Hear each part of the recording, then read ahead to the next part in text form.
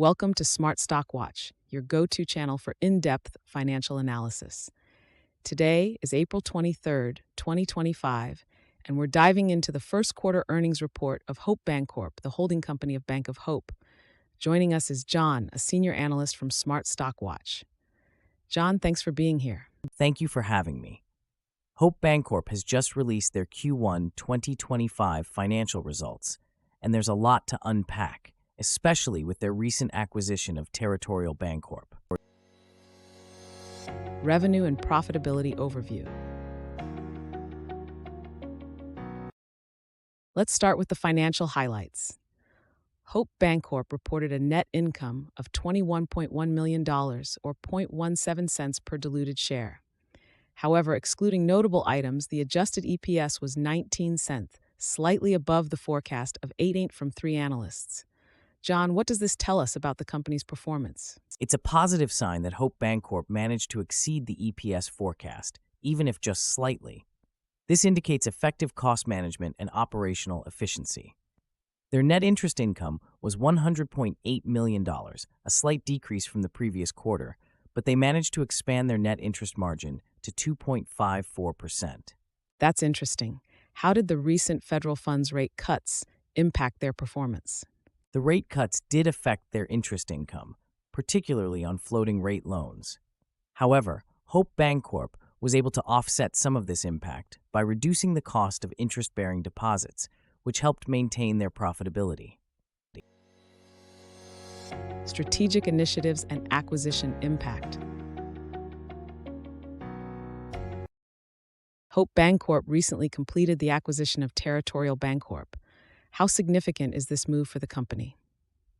This acquisition is quite strategic. It positions Hope Bancorp as the largest regional bank catering to multicultural customers across the continental U.S. and Hawaii.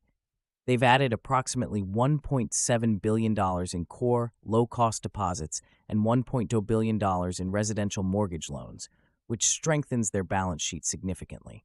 What are the potential benefits and challenges of this acquisition? The benefits include a stronger market presence and a more diversified deposit base. However, integrating the operations and maintaining customer relationships will be crucial to realizing the full potential of this merger. Operational efficiencies and future outlook.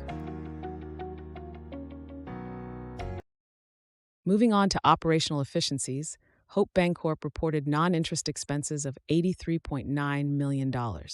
How does this compare to previous quarters? Non-interest expenses were up from the previous quarter, primarily due to merger-related costs and typical first-quarter expenses like payroll taxes and bonuses. However, excluding notable items, the expenses were well managed, showing a disciplined approach to cost control. And what about their capital position? All capital ratios increased quarter over quarter, which is a positive indicator of financial health. The company is well capitalized, providing a cushion to support future growth opportunities and navigate any macroeconomic challenges. Key takeaways. In summary, Hope Bancorp has delivered a solid performance in Q1 2025, with a slight beat on EPS expectations and strategic growth through acquisition.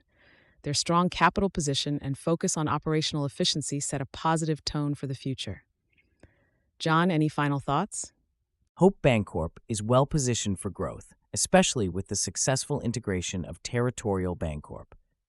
Investors should keep an eye on how they leverage this acquisition to enhance their market presence.